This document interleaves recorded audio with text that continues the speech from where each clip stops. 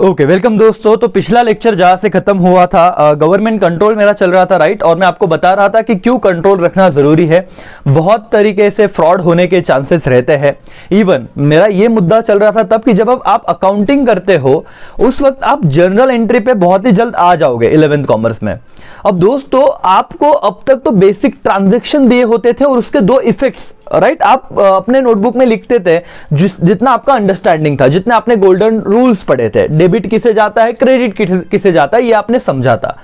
तो as an accountant आप बिल्कुल सही है जब आप लोग 11th में ट्रांजैक्शन का मतलब एंट्री कैसे पास करना ये सीख रहे हो। लेकिन दोस्तों प्रैक्टिकल लाइफ में कोई भी अकाउंटेंट तब तक वो एंट्री नहीं करेगा जब तक उसे सोर्स डॉक्यूमेंट नहीं मिल जाता। अब आप पूछोगे सर सोर्स डॉक्यूमेंट क्या होता है, तो सुनो, मैंने ये कैलकुलेटर खरीदा। अब जब मैं एक एलसी खरीद रहा हूं और मैंने मेरे अकाउंटेंट से कहा, मतलब मेरे चार्टर्ड अकाउंट जी से कहा, सर जी मैंने ना 5 लाख रुपए का कैलकुलेटर खरीदा है, आप एंट्री कर दो ना। सो वो परचेज टू कैश या कैलकुलेटर टू कैश कर देंगे क्या एंट्री? सर कैलकुलेटर अगर मैं असेट समझता हूं तो डेबिट व्हाट कम्स इन और cash credit what goes out. नहीं, एंट्री सही है, एंट्री गलत नहीं, लेकिन वो पूछेंगे सर ये आप जो बोल रहे हो ना कैलकुलेटर खरीदा, पहले तो मुझे उसका वाउचर दिखाओ, रिसिट मतलब वो पेमेंट जो आपने दुकानदार ने दिया रहेगा आपको वो डॉक्यूमेंट दिखाओ। आपको पता होगा बहुत सारे दुकानदार आपको ना वाउचर दे देते, ऐसे पेमेंट स्लिप दे देते कि आपने पेमेंट किया हुआ है, तो वो क्रॉस वेरीफाई करेगा, अरे हाँ इसका अमाउंट देखेगा और सच में होगा कुछ हाई बोलते ना कि एडवांस टेक्नोलॉजी का ये चीज, तो इसलिए 5 लाख भी दिए होंगे, वाउचर दिख गया, क्रॉस वेरीफाई किया, टिक मार दिया। सो ये करना बहुत जरूरी है, नहीं तो दोस्तों कंपनी गलत बोलते ना कि प्रॉफिट दिखा के बहुत सारे गलत चीजें कर सकते, माल प्रैक्टिसेस कर सकते, इसीलिए कंट्रोल ये पॉइंट जरूरी था। अब देखो ये पॉइंट मैंने बीच में से ही चालू किया क्योंकि लास्ट लेक्चर तुम बोल रहे सर आधा ही है क्या, वो आधा नहीं था, ऑलमोस्ट अपना सारे पॉइंट खत्म ही हो गए थे।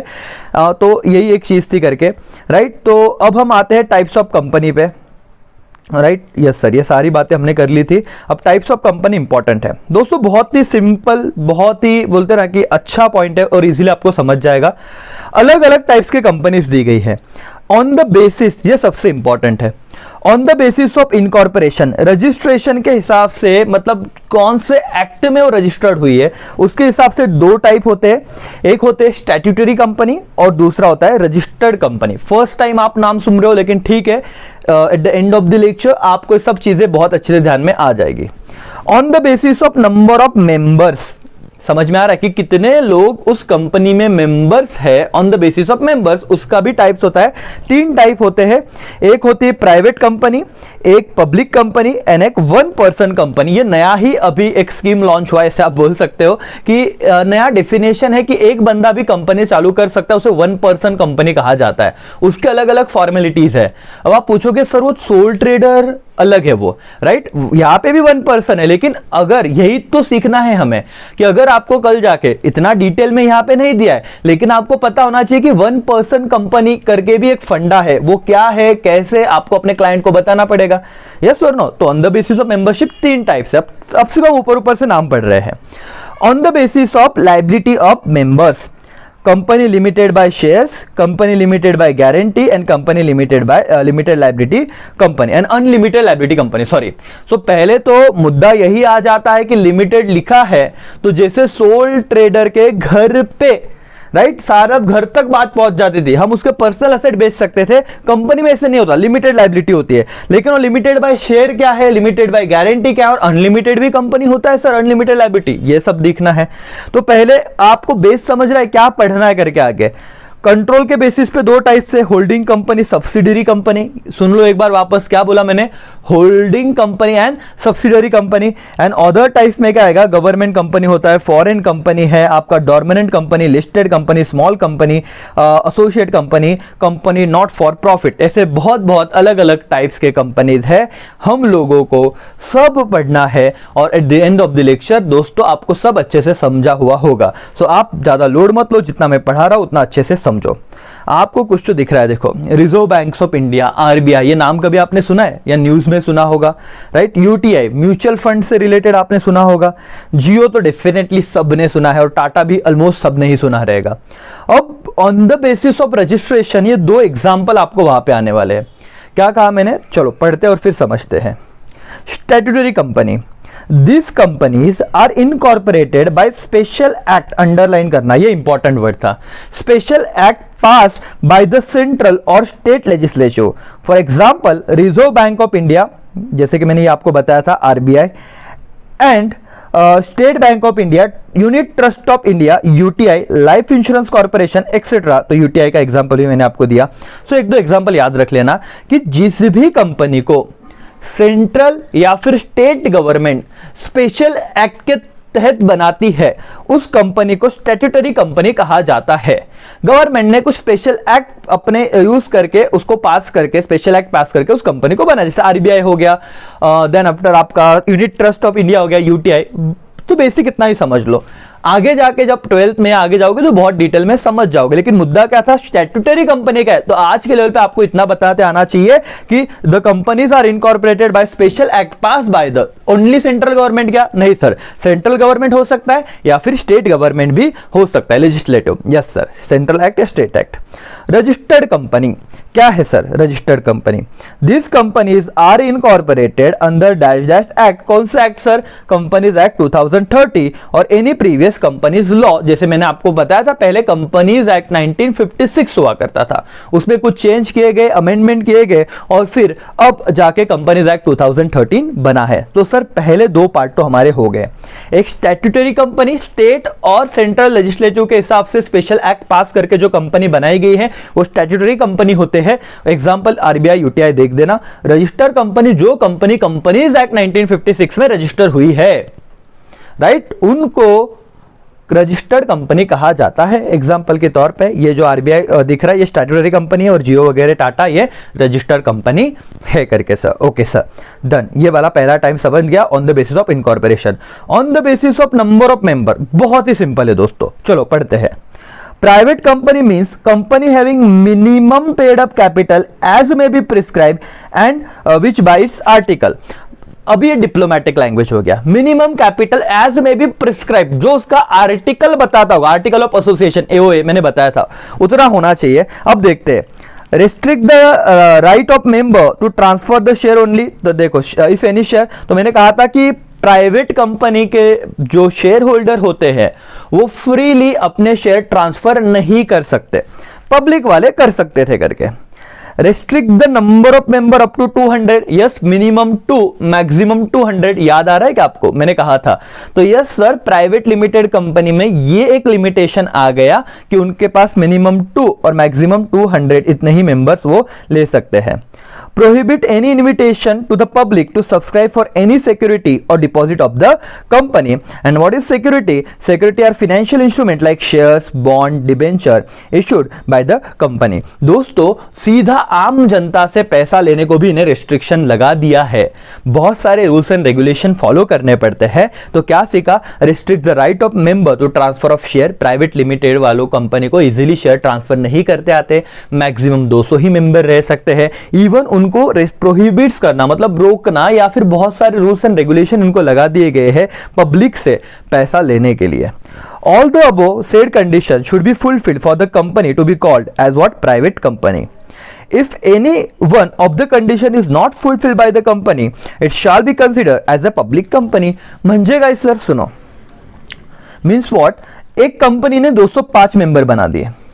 अब 205 मेंबर जैसे ही वो 200 के ऊपर गई वो प्राइवेट कंपनी नहीं रही, वो क्या हो जाएगी, पब्लिक कंपनी। क्या कहा है कि इन तीनों में से कोई भी एक कंडीशन अगर सेटिस्फाइड नहीं होता है, सो जैसे ही कोई भी कंडीशन ब्रीच होगा, टूटेगा, वो नेक्स्ट मोमेंट पे पब्लिक कंपनी बन जाएगा। ऐसे कंसीडर करेंगे हम लोग। सर अब पब्लिक कंपनी का है वो तो बता दो, इसका सेक्शन क्या था एक बार देख लो तो, 2 सबसेक्शन 68, ये वाला, राइट, प्राइवेट कंपनी का। पब्लिक कंपनी क्या है ये भी देख लेते हैं। According to section 2 subsection 71, public company means company which is not a private company. वाह वाह वाह, a public company। तो पहला तो डेफिनेशन जिंदगी में भूल नहीं पाओगे। सर क्या था डेफिनेशन? बहुत ही सिंपल था sir, as per section 2 sub section 71 public company means a company which is not a dash dash company, private company. कोई भूलेगा क्या? नहीं सर, लेकिन अभी आगे देखते हैं। Has no restriction to transfer of its share, distinguish आपका हो रहा है, प्राइवेट कंपनी को शेयर ट्रांसफर करने को रेस्ट्रिक्शन था, पब्लिक कंपनी को कोई रेस्ट्रिक्शन नहीं, एक पर्सन दूसरे पर्सन को इजीली शेयर ट्रांसफर कर सकता है। Minimum number of members should be 7, yes यहां पे पब्लिक कंपनी में मिनिमम 7 था, याद आ रहा है? प्राइवेट में मिनिमम 2 हुआ करता था। मैंने प्रीवियस लेक्चर में बताया था शायद कि प्राइवेट कंपनी अगर स्टार्ट करनी है तो मिनिमम मेंबर कितने चाहिए? 2। पब्लिक कंपनी अगर स्टार्ट करने minimum member should be 7। Okay, has to have minimum paid share capital as may be prescribe by its article. ये तो डिप्लोमेटिक ही लिखना है, आप 2 लाख 5 लाख कोई लिमिट बोलो ही मत, बोल देना as may be prescribe by article, जितना आर्टिकल ने बोला होगा उतना अमाउंट आप रखेंगे। Does not prohibit any invitation or acceptance or deposit from the public, और ये कहीं से भी लोगों से पैसा लेने को मना नहीं करता, जो प्राइवेट लिमिटेड में एक रिस्ट्रिक्शन था करके। Yes sir, what do you mean by one person company? Important है। According to section 2 subsection 62 one person company is a company which has only one person as a member. ये definition भी simple था, सिर्फ section subsection याद रखना। Section 2 subsection 62 one person company is a company which has only one person as what? Member, तो उसे one person company कहा जाता है। It is a private limited company, तो ये कभी भी पब्लिक लिमिटेड नहीं हो सकती। And it has fulfil all and comply with all the formalities of the private company unless otherwise specified by the act और रूल्स। जब तक अनलेस अदरवाइज स्पेसिफाइड, और जब तक कोई लॉ अलग एक्टिविटी करने को नहीं कहता, तब तक जो प्राइवेट कंपनी को सारे टर्म्स रूल्स एंड रेगुलेशन दिए गए हैं वो सारे उनको फॉलो करने हैं करके। The concept of one person company was introduced through companies act 2013। ये जो नया एक्ट आया उसमें वन पर्सन कंपनी का कंसेप्ट लाया गया था, उससे पहले नहीं था। It is operated by single person who has limited liability. Yes sir, it is better form of business organization than sole proprietorship because liability of the member is limited to the extent of his capital in the company। अब ये 2013 में क्यों लाया गया? Sir पहले तो आपको पता ही था कि सोल ट्रेडर का अकेला बंदा बिजनेस कर रहा है तो क्या हो जाता था? लाइबिलिटी अनलिमिटेड हो जाती थी सर, मतलब उसके घर तक बात पहुंच जाती थी, घर पर्सनल एसेट सब बेच देना पड़ता था। तो फिर 2013 में इन बातों को ध्यान में रखते हुए एक नया फॉर्म लाया गया, क्या? One person company. अब आप बोलोगे सर कितना सिंपल है ना, हर लोग अब वन पर्सन कंपनी खोल देंगे क्योंकि लाइबिलिटी तो कम हो जाएगी सर। नहीं दोस्तों, बहुत अच्छा काम किया है, लेकिन बहुत सारे लोग नहीं बनाते वन पर्सन कंपनी। क्यों? क्योंकि टैक्स की लायबिलिटी, बाकी कंप्लायंसेस, बहुत सारी चीजें बढ़ जाती है, रिटर्न भरना ये बात बढ़ जाती है, तो इतने सारे झंझट हो जाते हैं, तो इसलिए जनरली लोग अवॉइड करते हैं। अच्छी बात है, जिनको अपनी लायबिलिटी लिमिटेड रखनी है वो बिंदास खोले, लेकिन प्रैक्टिकल चीजें बताऊंगा आपको क्या रहता है। लेकिन वन पर्सन कंपनी आपने समझ गया कि भाई अनलिमिटेड लायबिलिटी को लिमिटेड करना था, इसलिए हमने लाया। वन पर्सन कंपनी का है वन और more director, there is no need to hold annual general meeting. Important, IMP करो। जनरल कंपनी को एनुअल जनरल मीटिंग, बाकी की कंपनी को एनुअल जनरल मीटिंग होल्ड करना कंपलसरी होता है। वन पर्सन कंपनी को एनुअल एजीएम, आगे आप सीखने वाले हो एजीएम क्या होता है वो भी मैं बताऊंगा, होल्ड करना जरूरी नहीं है। एंड एक पर्सन मेंबर रहेगा, लेकिन डायरेक्टर एक से ज्यादा हो सकता है, इतना ध्यान रखिएगा। ओके सर, तो हमने क्या देखा अभी? Private company, public company and one person company. On the basis of क्या था? ऑन द बेसिस ऑफ क्या था बोलो तो? मेंबर्स। ओके ठीक है सर, चलो आगे बढ़ते हैं। On the basis of liability of members, बहुत ही छोटा चैप्टर है। देखो आप 23 पेज पे हो ना, अब आपको लग रहा है सर कितनी है, तो देखो 23, 24 खत्म, 25 पे तो खत्म हो जाएगा अपना चैप्टर। 24 में 2 ही पेजेस है, तो ध्यान देना करके। On the basis of members हो गया ना, ऑन द बेसिस ऑफ आपका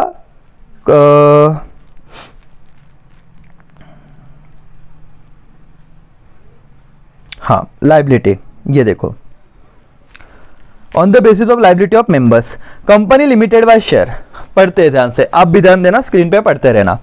section 2 sub section 22, this types of company have a share capital and the liability of each member is limited to the unpaid part of face value of the share purchase by the member. ध्यान देना भैया, 100 रुपए का share था, ये मैंने पहले भी बता चुका हूं आपको, और 75 रुपीज मेंबर्स ने दे दिए।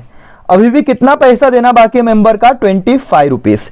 तो लाइबिलिटी कितना बनेगा, पूरा 100 रुपया, पूरा 1000 करोड़ रुपया, या जितना इनका पैसा देना बाकी, उतना जितना इनका पैसा देना बाकी है उतना। मतलब सर फेस वैल्यू 100 थी, इसमें सिर्फ 75 रुपीज दे रखे हैं, तो बट ऑब्वियस अभी सिर्फ थोड़ा पार्ट, कितना पार्ट देना पड़ेगा उसको, बचा हुआ रिमेनिंग 25 रुपीज ही उसको देना पड़ेगा, तो उतने अमाउंटों को लाइबल है। During the existence of the company और in event of the winding up, members can called upon to pay unpaid remaining amount of the share purchase by him. तो भले कंपनी बंद नहीं हुई, जनरली ना पैसे कैसे आते देखो, पहले 25 रुपए एप्लीकेशन मनी पे आता है। अब ये क्या बोल रहा हूं, मे भी आपके बाउंसर जाए, लेकिन सुन लो, एप्लीकेशन मनी करके होता है जब कोई बंदा अप्लाई करता है शेयर खरीदने को, तो वो कुछ पैसे देता है। जब मैं अलॉट कर देता हूं, हाँ भाई इसको पैसा दे देना है, मतलब सॉरी शेयर्स अलॉट करने हैं, उसने अप्लाई किया, सब सही है, फॉर्म वॉर्म सही भरा है, अलॉट कर दो, तब 25 रुपया मांग लिया। बाद में फर्स्ट कॉल 25 रुपया मांगा और लास्ट कॉल 25 रुपया मांगा, तो ऐसे टुकड़ों टुकड़ों में 4 बार पूरे 100 रुपए मेरे ले लिए करके। तो हो सकता है यहां पे 50 मांगे और कंपनी डिसॉल्व हो गई, या फिर कंपनी वाइंड अप हो गई, लिक्विडेट हो गई, बंद हो गई, तो जो 50 बाकी थे उतने के लिए लाइबल रहेगा। समझ में आ रहा है? तो ये limited liability by shares. Okay, a company limited by share में भी पब्लिक कंपनी और प्राइवेट कंपनी, अंडरलाइन करो, ये दोनों हो सकते हैं।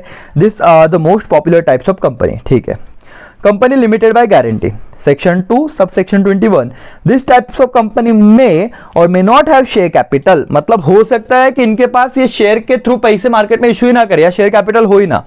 Each member promise to pay fix sum of money specify in the memorandum in the event of liquidation of company for the payment of the debt and liability of the company. अब हम 4 लोग बोलते हैं ना कि बहुत पहचान के, बहुत ट्रस्ट है एक दूसरे में के साथ, तो हम लोग आ गए और हम बोल रहे हैं कि जब कंपनी बंद हो जाएगी ना, हम लोग इक्वली सब लोग डिस्ट्रीब्यूट कर लेंगे, या फिर बोलते हैं ना कि कंट्रीब्यूट कर देंगे वहां पे। समझ में आ रहा है? उतना अपना पैसा दे देंगे, शेयर वेयर मत इश्यू करो, अंडरस्टैंडिंग रख लेते करके। Generally such a company are not profit making company because they form for the purpose of promotion of art, science, culture, charity, sports, some of the similar purpose. तो दोस्तों, भाई और बहनों, कि ये पहली बात तो क्या नहीं, कौन सी कंपनी नहीं है, जो आप टाटा, रिलायंस, ये जो कंपनी देखते हो ना, वो कभी भी लिमिटेड बाय गारंटीड नहीं रहेगा। ये वो होते हैं एनजीओ जैसे, राइट? उनको कुछ आर्ट का प्रमोशन करना है, स्पोर्ट्स का प्रमोशन करना है, प्रॉफिट कमाना है, मोटिव है ही नहीं उन लोगों का। तो इसीलिए ये लोग क्या करेंगे, लिमिटेड बाय गारंटी। तो शेयर तो ऐसे भी इश्यू नहीं करना है भाई, अगर कुछ होता है कांड तो हम लोग बेयर कर लेंगे करके। अनलिमिटेड लायबिलिटी कंपनी भी होता है सर, हाँ देखते हैं क्या क्या कहा है, section 2 subsection 92, a company not having any limit on the liability of the member is termed as unlimited company। ये तो उन्होंने अपने ही अंदाज में बात कर दी है कि जिस कंपनी के मेंबर्स पे लिमिट ही नहीं होती तो उसे अनलिमिटेड लायबिलिटी कहा जाता है। वाह वाह। The members are fully liable to cover the debt of the company.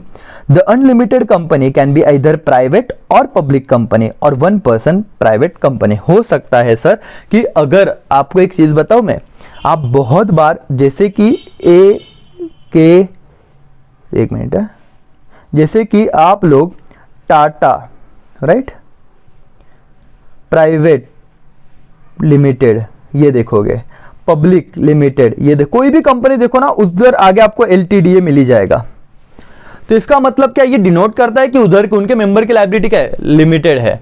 अगर ये वर्ड नहीं रहा तो मैं क्या समझ लूं, अनलिमिटेड हो जाएगा क्या, वो प्राइवेट हो, पब्लिक हो, कोई भी हो। इन शॉर्ट कि ये वर्ड भी लिखना बहुत जरूरी है दोस्तों। और हो सकते हैं तीनों कंपनी आपकी प्राइवेट, पब्लिक और 1 पर्सन, ये अनलिमिटेड लायबिलिटी उन लोगों की हो सकती है अगर उन्होंने प्रॉपर तरीके से क्लॉज नहीं मेंटेन किए, प्रॉपर तरीके से सारे रूल्स एंड रेगुलेशन नहीं फॉलो किया, उतना जो फॉर्मेलिटी था जैसे लिमिटेड लिखना, ये नहीं लिखा। समझ में आ रहा है? तो ये गलत इंटरप्रिटेशन हो सकता है। तो दोस्तों, on the basis of control हम बाद में पढ़ेंगे। अब इतनी जितनी बातें मैंने आपको पढ़ाई है उतना अच्छे से आपको कवर करना है। क्या क्या पढ़ाया ऑन द बेसिस ऑफ, सबसे पहले बताओ कौन से 2 टाइप्स हमने पढ़े थे सर, यहां पे आ जाते हैं चार्ट पे, तो आपको अच्छे से समझेगा। ये रहा अपना चार्ट, यस। हाँ, हमने on the basis of incorporation पढ़ा, on the basis of number of members पढ़ा और on the basis of liability of the members पढ़े। ये 3 बातें, 3 टाइप, 3 में अगर सब टाइप बोलूं तो मैं 8 हो गए। Statutory and register 2, private public 1 person ये 3 5 और limited by share, limited by guarantee and unlimited ये 3 8। तो टोटल 8 पॉइंट आपको पढ़ने रिवाइज करने, नेक्स्ट लेक्चर में on the basis of control and other type में आपको पढ़ा दूंगा। ठीक है, तब तक के लिए पढ़ते रहो, मिलते हैं नेक्स्ट लेक्चर में। बाय, टेक केयर, जय हिंद।